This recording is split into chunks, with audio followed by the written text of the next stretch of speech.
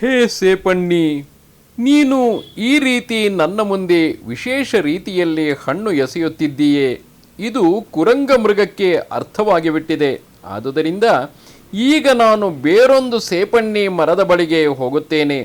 ನನಗೆ ನಿನ್ನ ಹಣ್ಣುಗಳು ರುಚಿಸುವುದಿಲ್ಲ. ಈ ಗಾಥೆಯನ್ನು ಶಾಸ್ತರು ವೇಳುವನದಲ್ಲಿ ವಾಸ ಮಾಡುತ್ತಿರುವಾಗ ದೇವದತ್ತನ ವಿಷಯದಲ್ಲಿ ಹೇಳಿದರು. ಒಮ್ಮೆ ಭಿಕ್ಷುಗಳು ಧರ್ಮಸಭೆಯಲ್ಲಿ ಕುಳಿತು ದೇವದತ್ತನನ್ನು ನಿಂದಿಸುತ್ತಾ ಮಾತನಾಡುತ್ತಿದ್ದರು. ಮಿತ್ರರೇ, ದೇವದತ್ತ ತಥಾಗತರನ್ನು ಕೊಲ್ಲುವುದಕ್ಕೆಂದು ಧನುರ್ಧಾರಿಗಳನ್ನು ನೇಮಿಸಿದ, ಕಲ್ಲುಗಳನ್ನು ಎಸೆದ, ಧನಪಾಲಕನನ್ನು ಅಂದರೆ ಆನೆಯನ್ನು ಬಿಟ್ಟ, ಹೀಗೆ ನಾನಾ ರೀತಿಗಳಿಂದ ತಥಾಗತರನ್ನು ಕೊಲ್ಲುವ ಪ್ರಯತ್ನ ಮಾಡಿದ.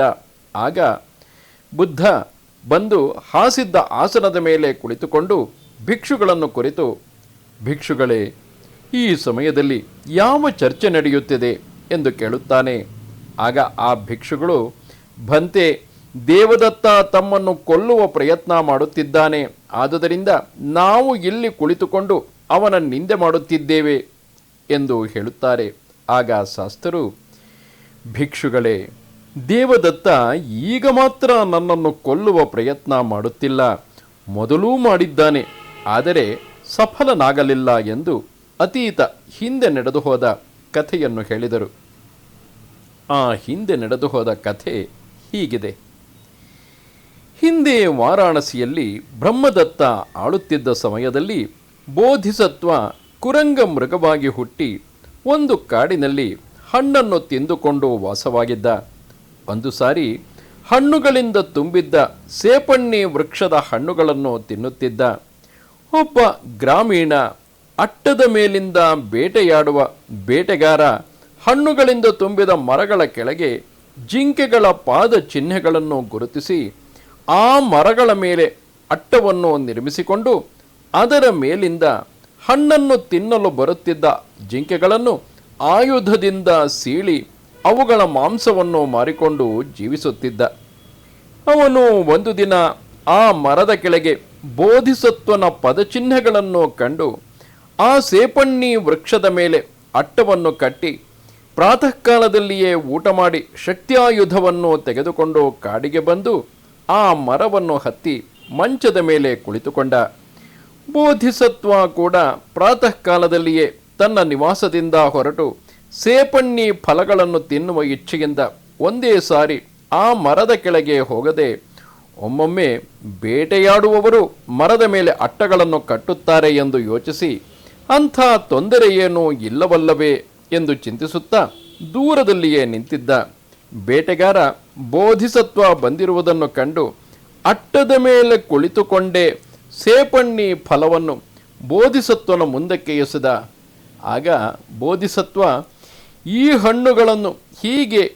ಹಣ್ಣುಗಳು ಹೀಗೆ ನನ್ನ ಮುಂದೆ ಬಂದು ಬೀಳುತ್ತಿವೆ, ಬಹುಶಃ ಮರದ ಮೇಲೆ ಬೇಟೆಗಾರ ಇದ್ದಾನೆ ಎಂದು ಭಾವಿಸಿ ಪದೇ ಪದೇ ಮೇಲೆ ನೋಡುತ್ತಿದ್ದ.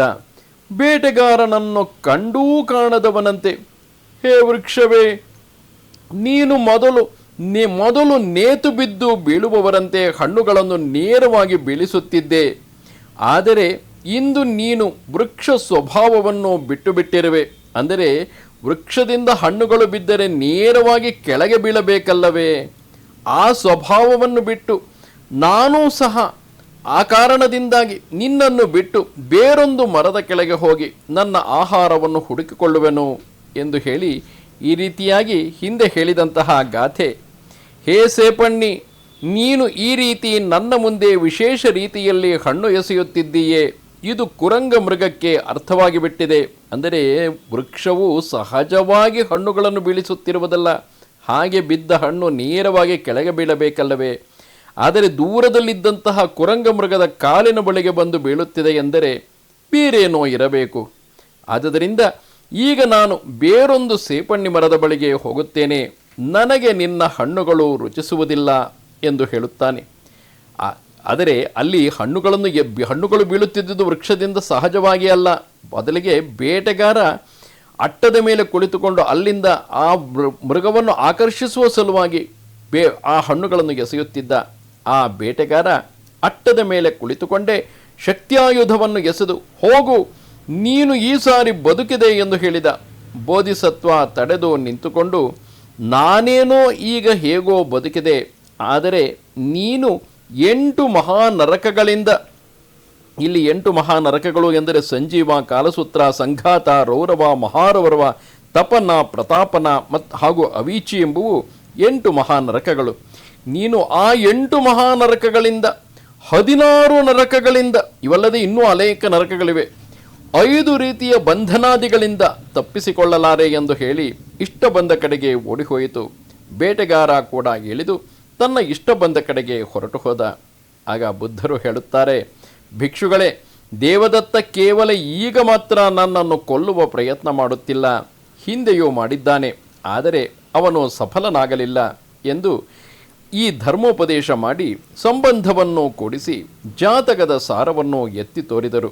ಆಗ ಅಟ್ಟದ ಮೇಲಿಂದ ಬೇಟೆಯಾಡುತ್ತಿದ್ದ ಬೇಟೆಗಾರ ಈಗಿನ ದೇವದತ್ತನಾಗಿದ್ದ ಆ ಕುರಂಗ ಮೃಗ ನಾನೇ ಆಗಿದ್ದೆ ಎಂದು ಹೇಳಿ ಬುದ್ಧರು ಕಥೆಯನ್ನು ಮುಗಿಸುತ್ತಾರೆ. ಬುದ್ಧಂ ಶರಣಂ ಗಚ್ಚಾಮಿ.